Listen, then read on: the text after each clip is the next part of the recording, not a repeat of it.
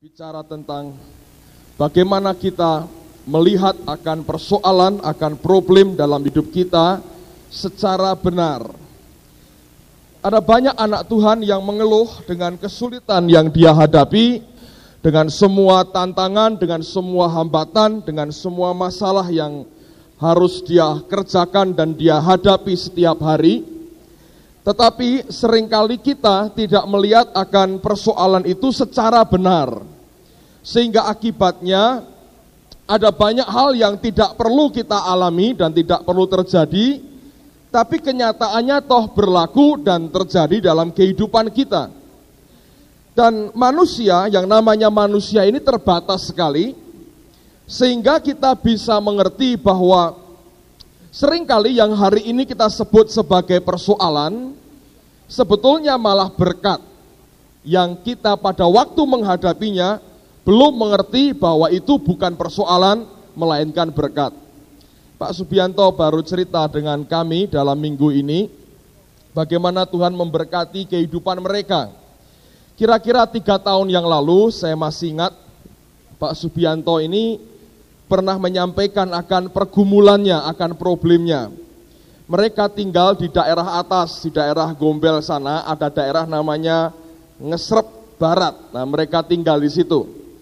Nah, kalau saudara tinggal di atas dan pekerjaan itu di bawah, saudara tahu persoalan yang ada adalah masalah transport dan mungkin juga masalah waktu.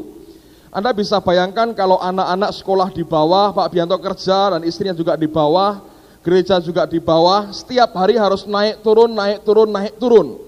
Nah, kalau hanya sendirian mungkin nggak terlalu merepotkan, tapi kalau ada keluarga, artinya mobil harus dipakai. Nah, mobil dipakai jauh lebih boros daripada sepeda motor atau roda 2. Nah, itu kalau sehari 2 hari mungkin nggak begitu terasa, anggap aja refreshing. Tapi kalau tiap hari bertahun-tahun rumahnya di atas, bagi beberapa orang, bagi banyak orang tentu ini masalah, saudara. Karena bukan hanya masalah biaya hidup, tapi soal waktu yang ternyata tidak efektif. Nah, ini repot sekali. Memang betul udaranya sejuk, segar, tanahnya bisa masih lapang, tapi kalau dilihat dari kebutuhan sehari-hari itu merupakan problem, itu merupakan masalah. Lalu beberapa teman diundang untuk mendoakan. Saya pernah juga ke sana, kami berdoa sama-sama. Semaksimal yang kami bisa kerjakan, doakan, sudah dikerjakan. Dari nengking setan, roh yang membuat rumah ini nggak laku dijual, segala macam kami kerjakan semua. Tapi hasilnya beberapa tahun kemudian sampai detik ini, toh rumah itu belum ada yang mau beli. Pada waktu itu begitu. Nah, pernah ada beberapa orang mau beli tapi sampai harga 17 juta, orangnya pernah nawar, lalu kemudian nggak pernah balik lagi. Belum ada jawaban ya atau tidak, dia nawar, belum diberi jawaban, tidak pernah kembali lagi. Ini pergumulan, persoalan. Pada waktu itu keluarga Pak Subianto ini melihat rumah yang tidak laku-laku ini jelas merupakan pergumulan, itu merupakan problem, itu merupakan masalah.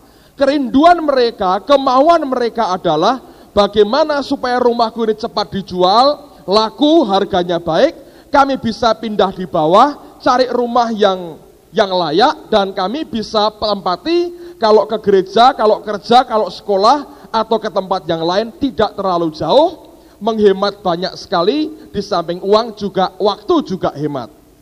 Tapi pergumulan atau problem ini didoakan, ngundang hamba Tuhan, ngundang pendeta, mereka tiap pagi berdoa sendiri, ya Tuhan kirimlah orang membeli rumahku, nyatanya nggak ada orang mau beli rumah itu.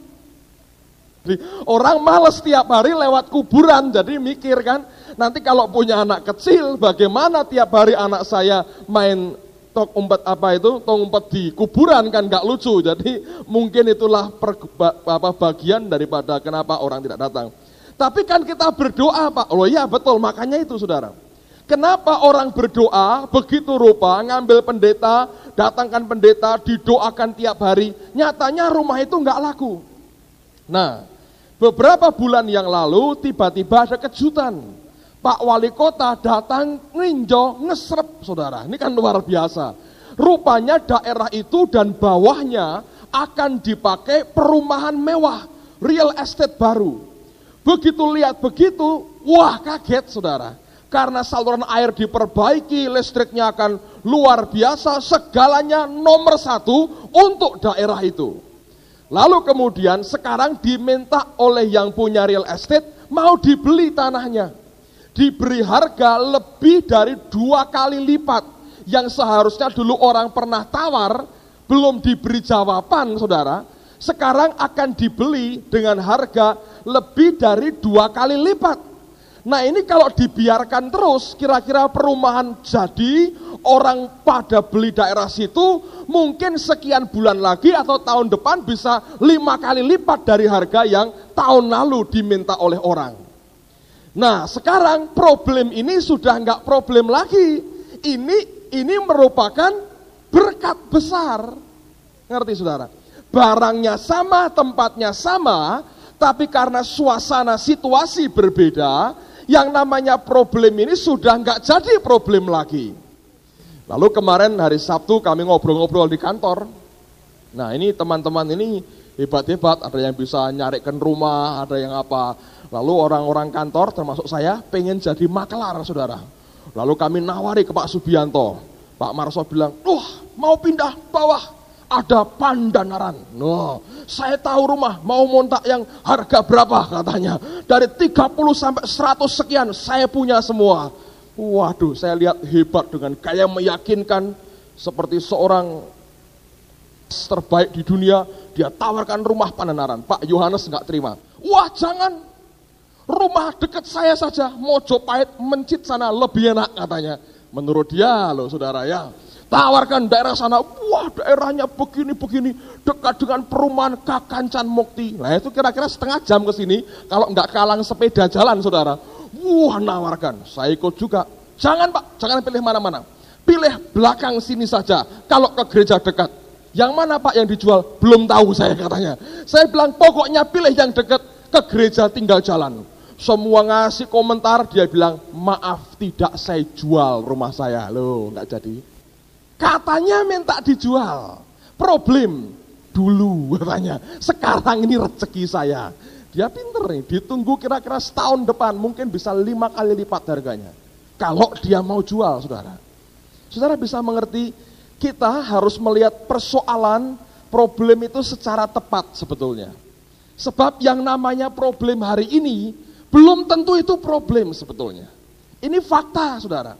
Fakta kenyataan yang dihadapi oleh saudara kita sendiri. Nah, di antara sekian banyak orang, saya tidak mengerti, tapi mungkin Anda punya masalah, punya pergumulan, punya problem yang masing-masing. Coba mari kita melihat dengan tepat seperti Allah melihat. Nah, malam ini saya mau sampaikan 3 pokok penting buat saudara. Kalau saudara sanggup masukkan dalam rohmu, sampai firman ini menguatkan roh saudara, membuka mata rohanimu, saudara akan jadi orang Kristen yang memiliki cara pandang yang sangat berbeda. Ada 3 poin penting yang saya mau bagikan pada malam hari ini. Yang pertama, kita harus mengerti bahwa segala sesuatu itu bersumber pada Yesus. Yesus adalah segala-galanya. Coba buka Ibrani pasal yang ke-12, ayat yang kedua. Ibrani 12 ayat yang kedua. Alkitab berkata demikian. Marilah kita melakukannya dengan mata yang tertuju kepada Yesus, yang memimpin kita dalam iman, dan yang membawa iman kita itu kepada kesempurnaan, yang dengan mengabaikan kehinaan tekun memikul salib, ganti sukacita yang disediakan bagi dia yang sekarang duduk di sebelah kanan tahta Allah. Pada kalimat yang pertama, penulis kitab Ibrani ini berkata demikian. Marilah kita melakukannya dengan mata yang tertuju kepada Yesus yang memimpin kita dalam iman. Yesus itu yang memimpin kita dalam iman, dan yang membawa iman kita itu kepada kesempurnaan. Bahasa Inggrisnya berbunyi begini. Looking unto Jesus, memandang kepada Yesus, the author, pencipta, and finisher, penyelesai of our faith, dari iman kita. Mari kita, kata Ibrani, memandang kepada Yesus. Siapa dia? Dia adalah the author, pencipta, dan juga the finisher, penyelesai atau orang yang akan menyelesaikan iman kita, katanya. Jadi yang memulai, yang bisa menimbulkan iman dalam hidup kita, itu adalah Yesus sendiri.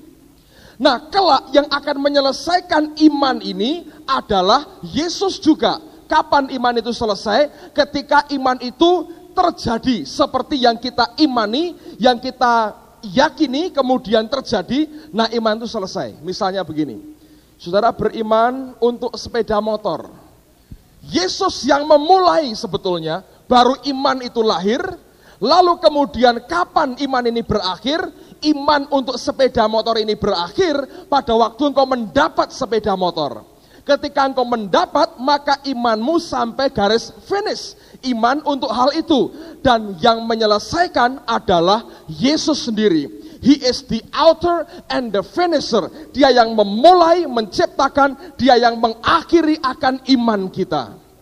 Nah, sekarang bandingkan dengan Yohanes pasal yang ke-15. Yohanes pasal yang ke-15, ayat yang ke-5. Dengar apa yang dikatakan oleh Tuhan Yesus sendiri. Yohanes pasal 15, ayat yang ke-5. Alkitab berkata demikian, Yesus berkata demikian. Akulah pokok anggur dan kamulah ranting-rantingnya. Barang siapa tinggal di dalam aku dan aku di dalam dia, ia berbuah banyak. Sebab, dengar, di luar aku, di luar Yesus, kamu tidak dapat berbuat apa-apa. Tuhan berkata, di luar aku, di luar Yesus, kamu tidak dapat berbuat apa-apa. He is the author and the finisher of our faith. Ia yang menciptakan dan akan menyelesaikan iman kita. Berarti segalanya harus berpusat, bersumber pada Tuhan Yesus. Dan dia berkata, di luar aku, kamu tidak bisa berbuat apa-apa. Ini merupakan dasar. Setiap anak Tuhan menghadapi kesulitan, tantangan, problem apapun juga, ini merupakan dasar. He is the author and the finisher of my faith. Ia adalah pencipta dan penyelesai daripada imanku. Di luar Yesus, aku tidak bisa berbuat apa-apa. Bukti lagi, lihat Roma pasal yang ke-11. Surat Roma pasal 11. Ayat yang ke-33 sampai 36. Roma 11, 33 sampai 36. Oh, alangkah dalamnya kekayaan, hikmat, dan pengetahuan Allah. Sungguh tak terselidiki keputusan-keputusannya, dan sungguh tak terselami jalan-jalannya. Sebab siapakah yang mengetahui pikiran Tuhan? Atau siapakah yang pernah menjadi penasehatnya? Atau siapakah yang pernah memberikan sesuatu kepadanya sehingga ia harus menggantikannya? Perhatikan ayat yang ke-36. Sebab segala sesuatu adalah dari Dia dan oleh Dia dan kepada Dia. Bagi Dialah kemuliaan sampai selama-lamanya. Paulus berkata, segala sesuatu dari Dia, oleh Dia, dan kepada Dia. He is the author and the finisher of our faith. Ia yang menciptakan dan yang menyelesaikan imanku. Di luar Yesus, aku tidak bisa berbuat apa-apa. Sekalian dari Dia, oleh Dia, dan kepada Dia. Yesus, Yesus, Yesus. Semuanya harus bersumber, bertumpu pada satu nama, yaitu Yesus. Nah, banyak orang berkata begini, Pak, tapi problem saya begitu mendesak ini. Kalau saya hanya bergantung pada Yesus dan bukan kepada yang lain, bagaimana kalau saya hancur di tengah jalan? Bagaimana kalau iman saya gugur? Bagaimana kalau hidup saya berantakan? Kalau saya hanya mengandalkan satu nama? Dengar, mari buka Yudas 24. Jangan tanya pasal berapa, karena hanya satu pasal. Yudas 24.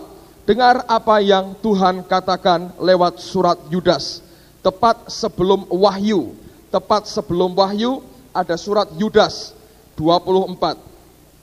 Bagi Dia yang berkuasa menjaga supaya jangan kamu tersandung, dan yang membawa kamu dengan tak bernoda dan penuh kegembiraan di hadapan kemuliaannya Allah yang esa. Alkitab berkata, bagi Dia yang berkuasa menjaga supaya jangan kamu tersandung.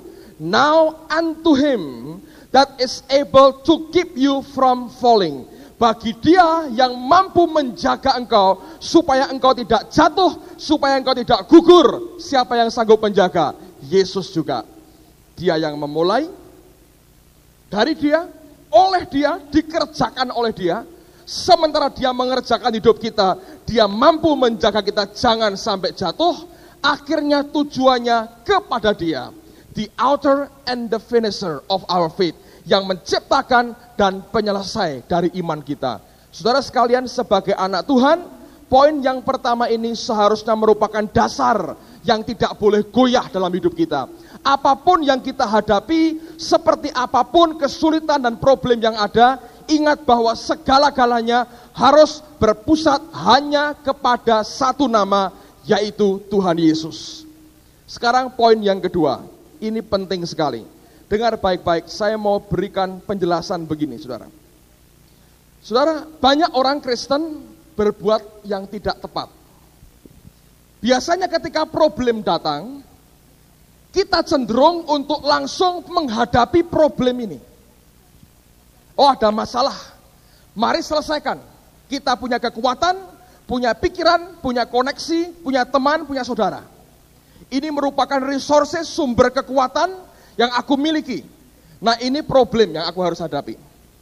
Orang yang tidak cerdik, yang tidak mengerti kehendak Allah, biasanya dia langsung menghadapi, dia adu frontal dengan problem ini.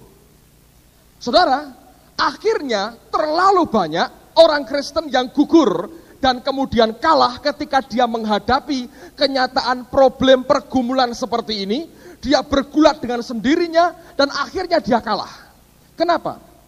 Karena kalau kita baca dengan teliti akan firman Tuhan, Allah punya pola yang sangat unik yang mengajar kepada kita apa yang harus terjadi, yang kita harus alami waktu kita menghadapi problem ini. Biasanya kalau Anda baca dalam Alkitab, ketika problem itu muncul, maka Tuhan akan membelokkan hidup kita, bukannya menghadapi problem ini langsung, tapi Dia ajak kita berhadapan dengan Allah dan kita bergumul dengan Allah. Pada waktu pergumulan dengan Tuhanmu ini selesai dan engkau menang dan engkau diberkati, maka kemudian kita melihat tiba-tiba problemmu lenyap dengan sendirinya.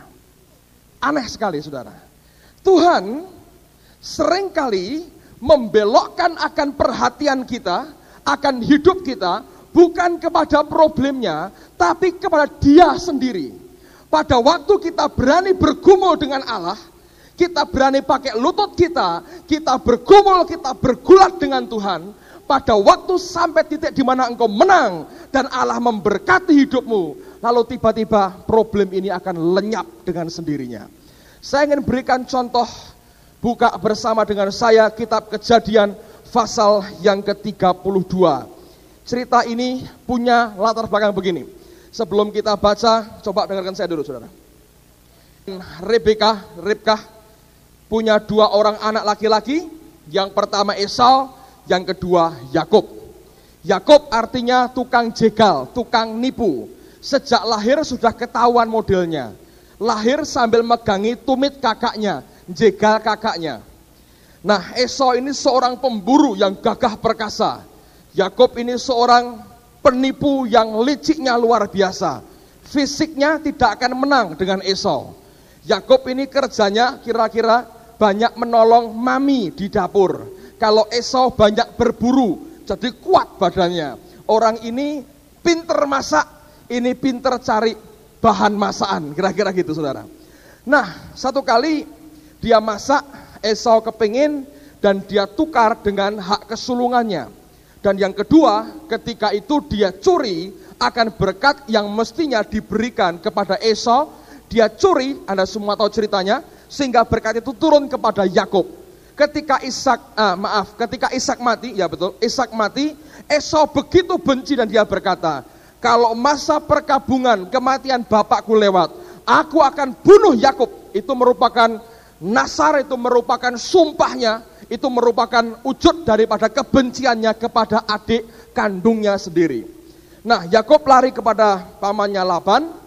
Dia kerja beberapa tahun, dia dapat 2 orang istri, dan dia punya beberapa orang anak. Akhirnya dia punya ternak yang begitu banyak. Lalu kemudian singkat ceritanya, dia mau pulang ke tanahnya sendiri. Nah, pada waktu dia pulang inilah, dia tahu bahwa Esau masih benci dengan dia, dan dia begitu ketakutan. Coba Anda buka Kejadian pasal 32, saya bacakan mulai ayat yang pertama sampai dengan ayat yang ke-7. Yakub melanjutkan perjalanannya, lalu bertemulah malaikat-malaikat Allah dengan dia. Ketika Yakub melihat mereka, berkatalah ia, ini bala tentara Allah. Sebab itu dinamailah tempat itu Mahanaim. Sesudah itu Yakub menyuruh utusannya berjalan lebih dahulu mendapatkan Esau kakaknya ke tanah Seir, daerah Edom. Ia memerintahkan kepada mereka, beginilah kamu katakan kepada tuanku, kepada Esau, beginilah kata hambamu Yakub, aku telah tinggal pada Laban sebagai orang asing dan diam di situ selama ini. Aku telah mempunyai lembu sapi, keledai dan kambing domba, budak laki-laki dan perempuan. Dan aku menyuruh memberitahukan hal ini kepada tuanku, supaya aku mendapat kasihmu. Kemudian pulanglah para utusan itu kepada Yakub dan berkata, kami telah sampai kepada kakakmu, kepada Esau, dan ia pun sedang di jalan menemui engkau, diiringi oleh 400 orang. Lalu sangat takutlah Yakub dan merasa sesak hati. Saudara dengar baik-baik. Esau dengar Yakub akan pulang. 2 kakak beradik lama nggak ketemu. Jadi kalau mau reuni keluarga, mestinya apa yang mereka kerjakan? Kalau itu reuni keluarga, Yakub bawa keluarganya, Esau bawa keluarganya. Lalu keluarga dengan keluarga akan kumpul, lalu mereka reuni keluarga. Tapi yang terjadi justru aneh sekali.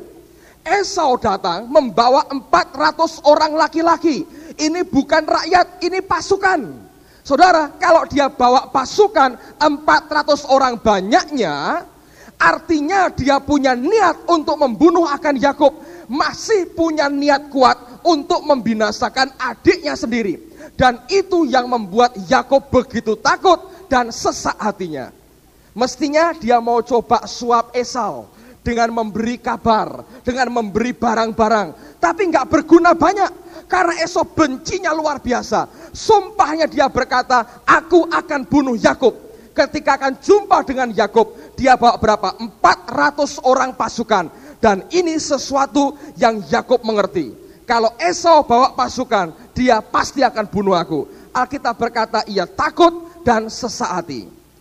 Segala usaha dia telah coba, dia atur banyak strategi, tapi yang menyelesaikan apa, saudara? Dengar baik-baik. Lihat ayat 22 dari Kejadian pasal 32. Pada malam itu Yakub bangun dan ia membawa kedua istrinya, kedua budaknya perempuan dan ke-11 anaknya, dan menyeberang ke tempat penyeberangan sungai Yabok. Sesudah ia menyeberangkan mereka, ia menyeberangkan juga segala miliknya. Lalu tinggallah Yakub seorang diri, dan seorang laki-laki bergulat dengan dia sampai fajar menyingsing. Ketika orang itu melihat bahwa ia tidak dapat mengalahkannya, ia memukul sendi pangkal paha Yakub, sehingga sendi pangkal paha itu terpelecok. Ketika ia bergulat dengan orang itu, lalu kata orang itu, biarkanlah aku pergi, karena fajar telah menyingsing. Saud Yakub, aku tidak akan membiarkan engkau pergi, jika engkau tidak memberkati aku. Bertanyalah orang itu kepadanya, siapakah namamu? Sautnya, Yakub. Lalu kata orang itu, namamu tidak akan disebutkan lagi Yakub, tetapi Israel, sebab engkau telah bergumul melawan Allah dan manusia, dan engkau menang. Bertanyalah Yakub, katakanlah juga namamu. Tetapi sautnya, mengapa engkau menanyakan namaku? Lalu diberkatinyalah Yakub di situ. Yakub menamai tempat itu Peniel, sebab katanya, aku telah melihat Allah berhadapan muka, tetapi nyawaku tertolong. Lalu tampaklah kepadanya matahari terbit ketika ia telah melewati Peniel. Dan Yakub pincang karena pangkal pahanya. Itulah sebabnya sampai sekarang orang Israel tidak memakan daging yang menutupi sendi pangkal paha, karena dia telah memukul sendi pangkal paha Yakub pada otot pangkal pahanya. Orang Israel itu memang penuh dengan simbol-simbol, saudara. Yakub pincang pangkal pahanya, dipukul Tuhan, mereka nggak mau makan. Saya baca tuh buku tentang pesta-pesta orang Israel. Ada pesta tahun baru mereka namanya Rosh Hosanah. Nah, pada waktu mereka sampai sekarang dikerjakan, saudara. Ini tradisi ya, di Alkitab nggak ada, tapi mereka buat tradisi sendiri. Jadi pada waktu mereka merayakan tahun baru, mereka biasanya makan kepala binatang. Biasanya kepala ikan yang mereka makan, jadi buat nggak tahu dimasak apa, saya nggak tahu. Pokoknya makan kepala ikan. Lalu ketika mereka mau makan kepala ikan, mereka angkat kepala itu dan mereka berdoa begini, ya Tuhan, biarlah menjadi kehendak-Mu, kami ini kepala dan bukan ekor. Nah, ini repot orang yang suka makan brutu, saudara. Wah, kami ekor atau kepala ini? Dia bilang, Tuhan, kami ini kepala dan bukan ekor. Kalau ada orang suka kepala, suka ekor, dia berkata, Alfa, Omega, makan semua, saudara. Tapi orang Yahudi dia berkata, kami ini kepala dan bukan ekor, dia makan kepala ikan. Nah, Yakub pincang, terplecok pangkal pahanya, mereka tidak mau makan daging yang menutupi akan pangkal paha. Cuma ini bukan soal makanan yang saya mau sampaikan. Begini, saudara. Ketika Yakub ketakutan, dia ungsikan anaknya, dia ungsikan harta bendanya. Dia tahu dia terancam, sesak hatinya. Ketika dia sendirian, Allah mengajak dia gulat sampai fajar, saudara. Diajak berantem oleh Tuhannya. Dan Yakub ngerti, aku tidak mau lepaskan orang ini sebelum dia memberkati aku. Saudara, ini pergumulan yang serunya luar biasa. Sampai pincang, dia bilang tidak masalah. Pokoknya aku mau bergumul, aku bergulat dengan engkau. Dengar baik-baik. Setelah Allah memberkati, baru apa yang kemudian terjadi, saudara? Lihat pada pasal 33, ayat yang pertama sampai dengan ayat yang keempat. Pasal 33, ayat pertama sampai 4. Yakub pun melayangkan pandangnya, dan dilihatnyalah Esau datang dengan diiringi 400 orang. Maka diserahkannyalah sebagian dari anak-anak itu kepada Lea, dan sebagian kepada Rahel, serta kepada kedua budak perempuan itu. Ia menempatkan budak-budak perempuan itu beserta anak-anak mereka di muka, Lea beserta anak-anaknya di belakang mereka, dan Rahel beserta Yusuf di belakang sekali. Dan ia sendiri berjalan di depan mereka, dan ia sujud sampai ke tanah 7 kali, hingga ia sampai ke dekat kakaknya itu. Tetapi Esau berlari mendapatkan dia, didekapnya dia, dipeluk lehernya, dan diciumnya dia. Lalu bertangis-tangisanlah mereka. Enggak jadi perang, saudara. Yakub ini memang kurang ajar, pilih kasih. Jadi perempuan budaknya taruh depan. Ini grup mati pertama.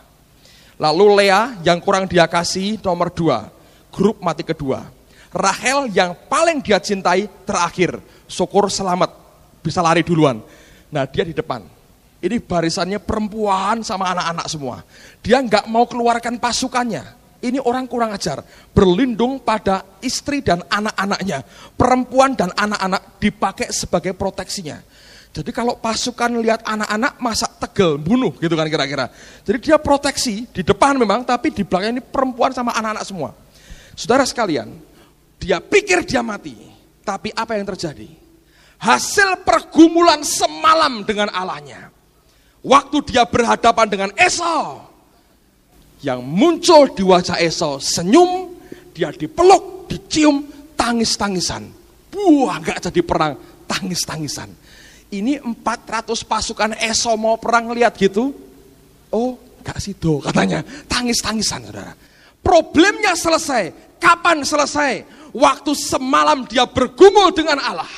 Waktu Allah berkata, aku mau pergi, dia bilang, tidak. Sebelum kau memberkati aku, pincang ya biar, pokoknya berkati dulu. Waktu Allah memberkati dia, ketika problem datang, ketika masalah datang, jangan sekali-kali engkau berani menghadapi itu sebelum kau selesaikan pergumulanmu dengan Allah di dalam doamu. Kenapa? Ada hukum, dengar baik-baik.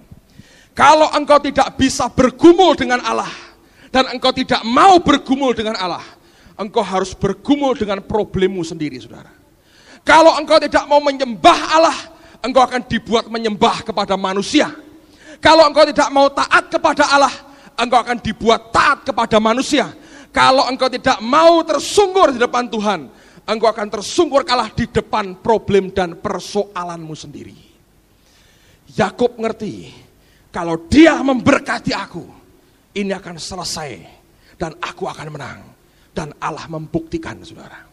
Kebengisan dendam bertahun-tahun sirna dalam sekian detik. Karena Allah sanggup merubah hati manusia. Kalau Anda punya persoalan, jangan sekali-kali engkau berkata, aku hadapi ini, sebelum engkau bergulat dengan Allahmu, sebelum engkau ngerti dia memberkati hidupmu. Waktu engkau tahu, engkau menang dalam pergumulan doamu, engkau keluar, engkau bukan lagi Yakub, tukang tipu, tapi Prince of God, Israel, pangerannya Allah. Kenapa Esau mau berdamai? Yang dilihat bukan tukang tipu lagi, bukan Yakub, tapi Israel, pangeran daripada Allah sendiri, Prince of God. Anda bisa mengerti itu? Ada wibawa kemuliaan Allah yang menudungi hidupmu, apapun yang di hadapanmu, dia akan selesaikan dengan caranya sendiri. Banyak orang Kristen buat bodoh sekali. Ketika problemnya datang, kesulitan datang, dia ajak bergulat. Dengar, seringkali problemmu itu cuma bayang-bayang semu, saudara. Bagaimana kau bisa menang lawan bayang-bayang? Engkau boleh latihan tinju, latihan karate, segala macam. Kalau cuma bayang-bayang kau injak-injak, tidak mati, saudara. Gerak terus. Anda boleh banting, tidak bakal bisa jatuh. Bayang-bayang. Allah mau selesaikan sumbernya. Apa itu? Gulat, bergumul dengan Allah. Sampai dia memberkati engkau. Nanti ini selesai. Banyak orang Kristen berkata, tapi ini mendesak Pak. Tahu. Tapi Allah yang sanggup menjaga engkau supaya engkau tidak jatuh kan. Tuhan yang punya kepentingan untuk membuat hidupmu kuat dan stabil. Dengar baik-baik, saudara. Hidup kita ini seperti perusahaan. Saya gambarkan begitu. Ada dua penanam modal utama. Satu hidupmu sendiri, yang satu Allah Bapa di surga. Yang dia tanamkan dalam hidup kita siapa? Yesus anaknya sendiri. Dia investasikan dalam hidupmu. Ini joint venture loh, bukan milikmu sendiri. Sebagian engkau jalankan, tapi ada modal Tuhan kuat dalam hidupmu. Kalau ini perusahaan ini mau runtuh, dia berkepentingan nomor satu untuk menyelamatkan. Karena investasinya jauh lebih besar. Kalau boleh saya bilang 99,99999% dari dia. 0,00001 kurang sedikit dari saudara. Kalau jatuh, dia yang paling rugi bukan saudara. Ngerti? Dia punya kepentingan untuk menjaga supaya engkau tidak jatuh. Dia punya kepentingan memelihara hidup saudara. Dia punya kepentingan untuk memproteksi hidupmu. Dan dia berkata, kalau engkau bisa bergumul dengan aku dulu seperti Yakub, semalam-malaman bergumul sampai aku memberkati dia, problemmu akan hilang sirna dengan sendirinya, saudara. Nah, banyak orang Kristen berkata, aku tidak mau bergumul dengan Allah. Silahkan bergumul dengan problemmu sendiri. Seperti melawan bayang-bayang, saudara. Lama-lama engkau teler sendiri, gak bisa, Tuhan tolong. Mau tolong sini, berantem dengan aku dulu. Begitu caranya, saudara. Banyak orang Kristen disuruh berdoa, enggak mau, saudara. Keliru. Ini problem, ini akan selesai. Gampang buat Tuhan. Berani engkau bayar semalaman bergulat dengan Allah sampai dia memberkati. Dan Esau dibuat tersenyum. 400 pasukan nganggur, enggak jadi perang, saudara. Dendam bertahun-tahun, sirna sekejap. Enggak ada artinya. Allah sanggup kerjakan semua itu. Dia mau gulat dulu dengan aku di kamar doamu, sembayang sampai aku memberkati engkau. Keluar, selesaikan masalahmu, hidupmu akan tertolong. Amin, saudara.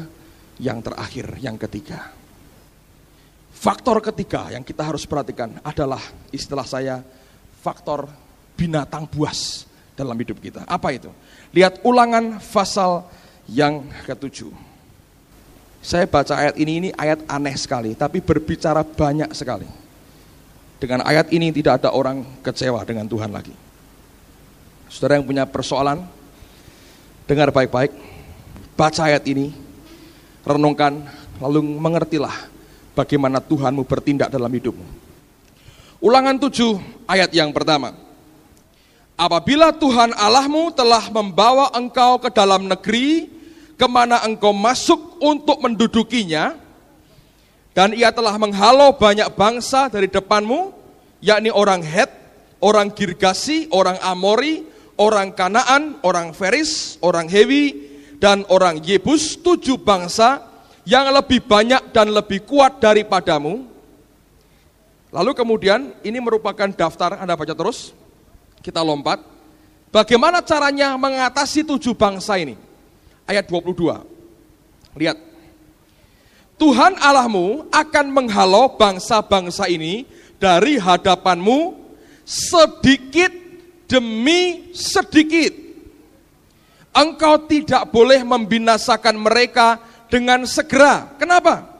Supaya jangan binatang hutan menjadi terlalu banyak melebihi engkau. Demikianlah Tuhan Allahmu akan menyerahkan mereka kepadamu dan akan mengacaukan mereka sama sekali sampai mereka punah. Pada ayat yang pertama diberi 7 daftar nama suku. Dalam kitab yang lain kita tahu ada tambahan orang Midian, orang Filistin dan juga orang Moab. Minimal 10 suku yang harus mereka taklukkan di tanah Kanaan. Nah, Allah berkata, jangan kalahkan mereka semua. Engkau akan mengalahkan mereka sedikit demi sedikit. Supaya jangan sampai binatang hutan, bahasa Inggrisnya beast, binatang buas, terlalu banyak bagi kamu. Nah, ini kata saudara Thomas tadi, prinsip ekosistem kerajaan surga. Gini saudara, dengar baik-baik. Di Kanaan rupanya banyak binatang buas. Orang Israel tidak boleh makan binatang-binatang itu. Nah, binatang-binatang ini ada pemangsanya. Siapa itu? Ya ini orang-orang tadi, orang Kanaan, orang Hewi, Het, Yebus, Girgasi, orang Filistin, Moab, Midian, segala macam. Itu pemangsa binatang buas. Kalau pemangsa binatang ini habis, binatang ini akan tumbuhnya banyak sekali. Nah, Tuhan berkata begini, enggak baik buat kamu terlalu banyak binatang buas, kamu repot, kamu enggak bisa makan, kamu asal bunuhi jadi penyakit nanti kalau busuk. Jadi, supaya ini binatang buas enggak terlalu banyak, kamu masih butuh ini bangsa-bangsa ini, untuk apa? Memangsa mereka. Nanti kalau binatang buasnya makin sedikit, nah ini juga makin enggak dibutuhkan. Ini hanya alat. Jadi kamu kalahkan mereka sedikit demi sedikit, nggak usah sekaligus. Saya baca ini, saya renungkan, Roh Kudus ngajar luar biasa. Dengar baik-baik saudara. Saya pikir Tuhan itu hikmatnya luar biasa. Binatang buas dalam hidup kita itu apa sih? Kitab Wahyu berkata apa? Ada the beast, si jahat itu, antikris, simbolnya 666. Angka 6 itu simbol kedagingan manusia, flesh, kedagingan. Semua yang daging ini kehendaki, kenikmatan hidup, segala macam, hawa nafsu, keinginan mata, segala macam. Yang daging ini inginkan, itu simbolnya 6, flesh, kedagingan. Nah, Tuhan mau berkata, problemmu itu banyak. banyak problem kita. Tuhan ngerti itu. Aku tidak akan menghabiskan semua. Banyak orang kan berkata, ya Pak, problemnya gimana? Ya sudah lumayan Pak, tapi masih banyak. Ya harus begitu saudara. Kita maunya gimana? Kita maunya Tuhan, tiuplah dengan nafasmu, keluar seperti nyala api. Habis semua, selesai masalahku, dan aku hidup sukacita. Itu kan model kita saudara. Tuhan tidak pernah mau begitu. Kenapa? Kalau problem itu dihabiskan semua, daging kita yang ugal-ugalan, enaknya luar biasa. Bayangkan kalau hidupmu tanpa masalah. Contoh, gaji setahun, nggak usah banyak lah, 0,5 miliar aja. Nggak usah banyak kan? Nah, kalau 200 juta kan miskin, ya kan sudah kurang, buat beli toko nggak bisa. 0,5 miliar misalnya nih, hidup sehat, nggak perlu dokter. Rumah cukup ya 3 hektar halamannya, mobil 5 aja, saudaraku ya. Istri 1, jangan banyak-banyak, anak cukup 2. Sehat semua, pinter, jenius semua. IQ bangsa 3.000, 3.500 gitu kalau ada. Nah, apalagi di gereja ketua majelis dan pegang uang. Wah, ini kan menguasai kalau ada begini. Ketua majelis pegang duit. Di RT kepala RT. Kadang wakil lurah, kadang-kadang begitu. Saking hebatnya kan, jadi ada apa-apa lurah dari dia. Ikut organisasi presiden, klub apa gitu. Di Amerika terkenal, sering wawancara, majalah Time, Newsweek sering wawancara. Semua engkau punya. Ada orang berani sama engkau, enggak berani. Gaji 0,5 miliar, enggak bisa kurang. Lebih sering, saudara. Coba saya mau tanya, hidup orang seperti itu kayak apa, saudara? Wah, ya menyembah Tuhan, omong kosong menurut saya, saudara. Menurut saya sebaliknya. Mau sembahyang apa lagi ya? Cukup tuh, mau makan, sudah ada semua. Tinggal, Tuhan, gitu selesai. Nah, Anda masih ingat? Gitu aja doanya, selesai. Mau apa lagi? Ada orang minta sumbangan, tanya dulu, untuk apa? Kan begitu. Uang carinya susah, malah begitu saudara. Janji iman gak perlu janji iman, langsung saya beri. Karena sering lupa kalau janji iman. Jadi untuk apa? Untuk apa semua itu? Kalau semua problem selesai, kedagingan kita tambah luar biasa. Lalu beli TV, wah kurang kecil, kurang besar. Lama-lama beli bioskop, wah nonton 1 orang, wah ini baru sedap. Uang turah-turah, mau ngapain lagi? Jadi bingung aja saudara, mau ngapain? Uang terlalu banyak nanti ada kutunya. Ada satu jenis bakteri saudara, ini penelitian ya. Bakteri ini hanya bisa hidup di kertas uang. Ngerti? Dan bakteri itu bisa hidup di hatimu. Namanya cinta akan uang. Kenyataannya betul, di uang itu ada bakteri yang hanya hidup di uang. Loh ini bakteri pinter milih saudara. Aneh ya. Kertas lain gak mau dia. Kertas mainan perak, emas, kuning gak mau. Hanya kertas uang. Kumel malah senang dia. Makin lama makin antik itu bakterinya tambah banyak. Saudara, kalau kita tanpa persoalan, Anda bisa bayangkan lah. Hidup kita makin hancur karena daging kita kuatnya luar biasa. Dan Tuhan tahu itu. Kalau aku biarkan binatang buas ini, monster dalam hidup kita, daging kita, tambah banyak, tambah tebal. Cari dosa. Pasti berbuat dosa. Akibatnya apa? Tuhan berkata, aku akan kalahkan suku-suku itu sedikit demi sedikit. Orang Malaysia bilang sikit-sikit saudara. Sedikit-sedikit. Gak usah tuntas semua. Sedikit demi sedikit. Supaya apa? Binatang buas, monster daging kita gak terlalu banyak. Kalau problem datang, oh Tuhan, nah dia bilang bagus itu. Tercapai tujuannya, betul gak saudara? Kekurangan uang malah memberi, siapa tahu diganti 100 kali ganda, malah begitu. Kalau orang sudah punya duit memberi 100 kali ganda, gak usah, aku gak usah itu aja dapat tiap minggu, untuk apa? Kenyataan faktanya begitu. Dengar baik-baik. Lalu apa ini? Suku-suku ini, ternyata setiap nama suku itu punya arti nama masing-masing. Saya berikan buat saudara minimal 10 suku yang Alkitab tulis tadi itu 7, ada 3 tambahan yang lain. Yang pertama, suku Het atau orang Het. Het itu artinya teror atau teroris. Seringkali dalam hidup kita muncul teror. Perlu saudara, kalau enggak daging ini, sombongnya luar biasa. Kasih Allah izinkan teror datang. Bagus untuk mengikis akan kesombongan kita. Jadi bergantungnya kepada Tuhan karena ada teror. Girgasi, bahasa Inggrisnya, to stir up trouble, menimbulkan, memunculkan, membangkit-bangkitkan persoalan.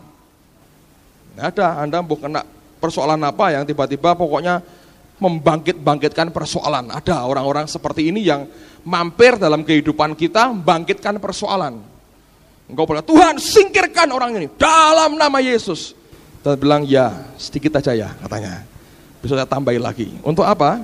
Untuk kita ujian karakter. Bergulat, bergumul. Supaya kita belajar mengampuni. Ada orang yang stir up trouble. Selalu menimbulkan masalah. Nah, kita belajar mengampuni. Kalau Anda sudah bisa mengampuni, itu orang akan hilang sendiri dalam hidupmu, saudara. Itu problem begitu akan hilang sendiri. Selama engkau belum bisa, masih dibutuhkan berarti. Dia baru bisa keluarkan sedikit-sedikit. Yang ketiga, amori. Bahasa Inggrisnya challenge with words. Menantang dengan kata-kata. Bantai terus, saudara. Diomongin bantai. Saudara punya suami yang amori begini? Atau istri yang amori? Diomongin bantah terus? Anda berkata ini amori. Tapi jangan dibilang, wah kamu ini amori ya katanya. Jangan nanti marah. Marah malah tambah. Amorinya malah keluar semua. Dalam hati berkata, wah ini amori. Perlu, amori itu perlu, saudara. Anda orangnya jengkelan, kalau dibantah orang marah, perlu amori. Ngerti? Para pimpinan, para suami, perlu istri-istri yang amori kadang-kadang. Supaya membuat kita sabar. Gitu, saudara. Bagaimana istri, ya? Jadi kalau ada istri yang challenge with words, ngomel terus, dalam hati aja bilang, amori. Aku perlu amori untuk ngikis dagingku. Dan jangan ngomong, hei kamu amori, nanti perang dunia keempat di dalam rumah tanggamu. Kanaan artinya trapper, tukang menjebak. Trap itu jebakan, trapper tukang jebak. Ada orang-orang yang kejebak, bisnis kejebak. Nah itu bagus supaya nggak sombong, loh aku hebat, nggak ada. Saudara. Trapper, tukang jebak. Ferris, bahasa Inggrisnya illegal camper on my ground. Tukang kemah yang ilegal di tanah saya, gitu istilahnya. Ini orang-orang yang keserobot barangnya itu, illegal camper.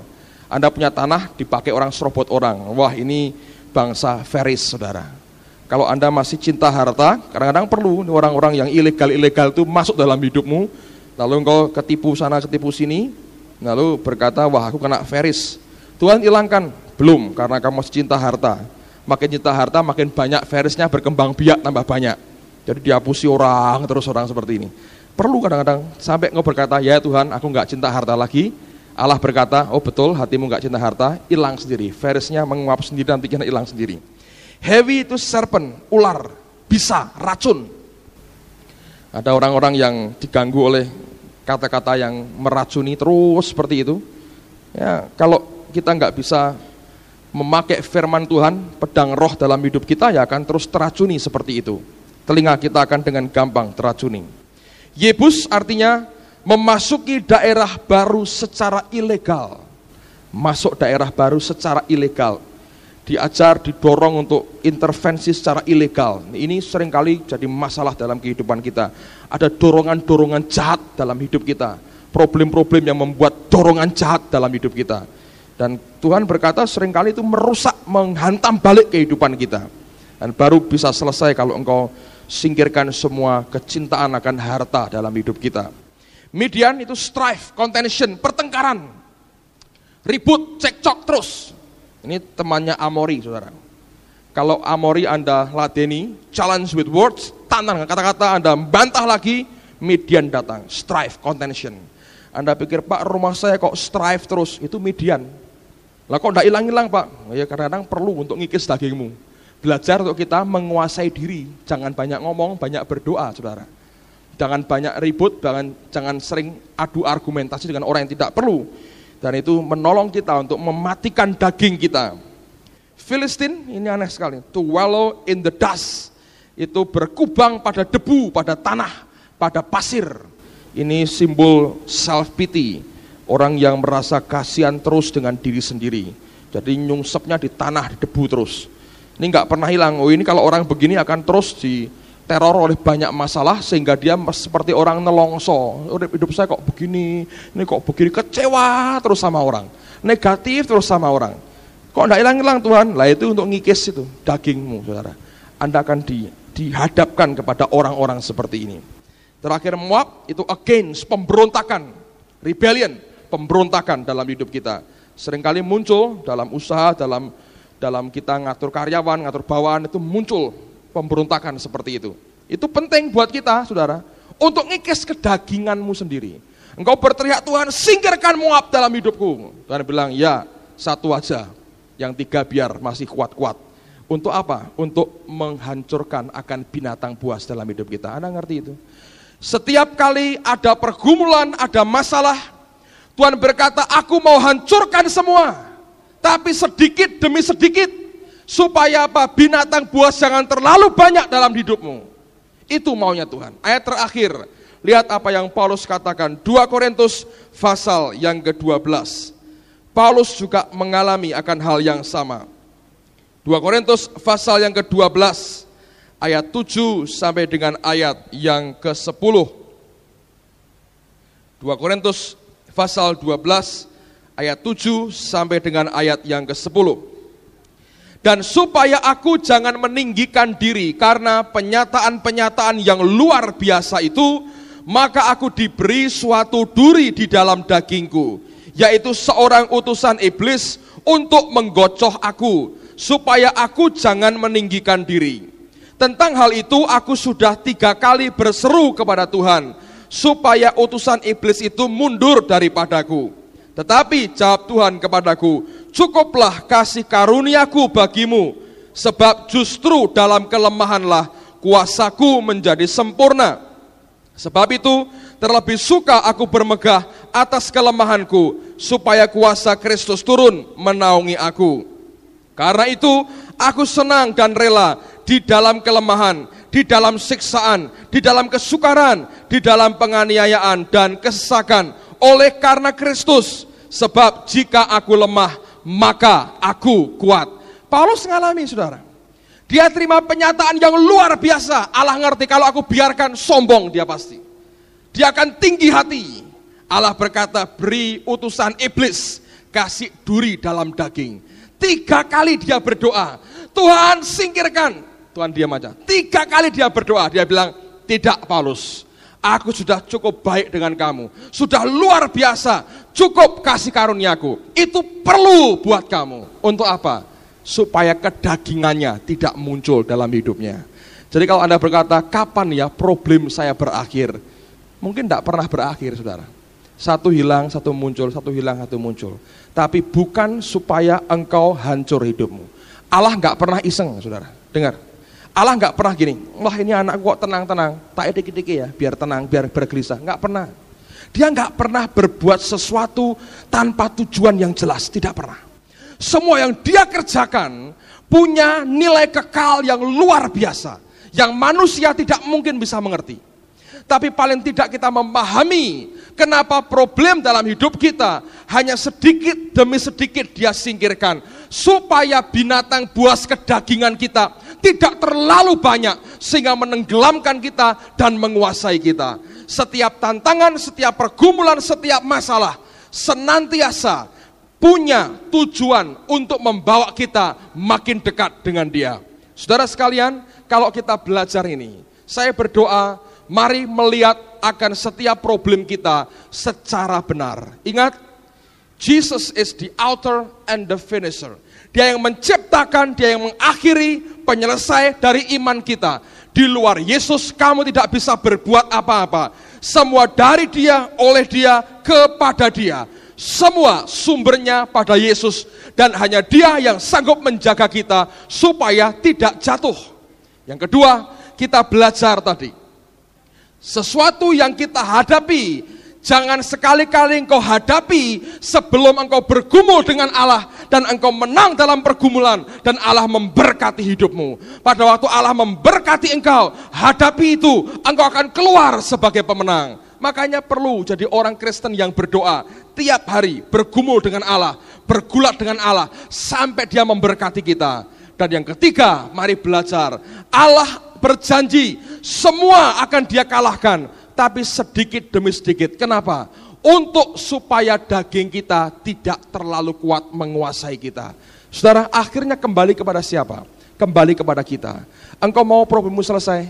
Selesaikan kedaginganmu. Sangkal diri, pikul salibnya. Serahkan hidupmu total ke dia. Dengan sendirinya masalahmu akan selesai. Kalau Allah berkata, cukup yang satu ini sudah aku anggap selesai, akan pergi dengan sendirinya, saudara. Jangan hadapi dulu. Karena sebelum engkau bergumul dengan Allah, engkau gak bisa keluar sebagai pemenang. Karena terlalu banyak problem yang muncul ternyata akibat dosa dan kesalahan kita. Waktu engkau bergumul dengan Allah, engkau akan dibuat sadar kalau itu karena dosa. Begitu engkau bertobat minta ampun, ini akan selesai. Ngerti saudara? Kalau itu karena serangan kuasa gelap, dia akan memberitahu dan engkau berkata, ini caranya Tuhan yang aku harus kerjakan, dan Allah akan mengaminkan itu, memberikan berkatnya dalam hidupmu. Kalau kita tidak kerjakan itu, kita akan tenggelam dan ditelan oleh karena masalah kita sendiri. Kalau saudara masih punya persoalan yang begitu banyak, Anda harus mengerti, dia selesaikan sedikit demi sedikit untuk mengikis kedaginganmu. Kalau engkau tidak sabar, engkau bilang, sekarang semua Tuhan, dia bilang tidak. Karena dengan itu aku membiarkan daging menguasai akan hidupmu total. Anda mengerti firman Tuhan malam ini? Kita berdiri bersama-sama saudara. Haleluya. Naikkan satu pujian, dia terlebih besar, dia terlebih besar. Di dalamku, dia terlebih besar, di dalamku selama-lamanya. Mari segenap hati katakan, dia terlebih besar, dia terlebih besar, di dalamku, di dalamku,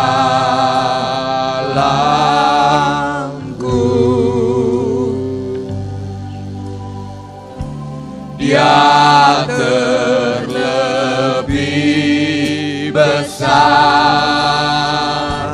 dia terlebih besar, di dalamku selama-lamanya. Katakan lagi, dia terlebih besar, dia terlebih. Mari angkat tanganmu, sembah dia sebagai pengakuan kita.